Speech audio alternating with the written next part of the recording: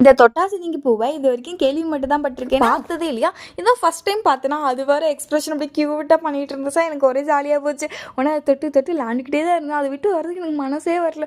இவ்வளோ அழகாக க்யூட்டாக எக்ஸ்பிரஷன் பண்ணுது அப்படின்னு சொல்லிட்டு அப்படியே அதை பிடிச்சி பிடிச்சி விளாண்டுட்டு நைட்டு வர பாஸ்தா சாப்பிட்ணும் ஆசையாக இருந்துச்சு. ஆனால் இந்நேரத்துக்கு போய் நைட்டு வாங்க முடியாது அப்படின்னு சொல்லிட்டு சரி வீட்டிலே சப்பாத்தி மாவு வச்சு பண்ணிடலாம் அப்படின்னு சொல்லி சப்பாத்தி மாவுலாம் வச்சு பண்ணிட்டேன். அந்த கோம்பு ஷேப்பில் பண்ணால் சூப்பராக வந்துடும் ரோல் அப்படின்னு சொன்னாங்க. நானும் கோம்பு ஷேப்பை தேடுறேன், கையில் மாட்டவே மாட்டேன்ருச்சு. சரி நார்மல் ஷேப்பில் வச்சு பண்ணிடலாம், நார்மல் ஷேப்பில் பண்ணுறேன். எனக்கு கையெல்லாம் வலி செம்ம வலி.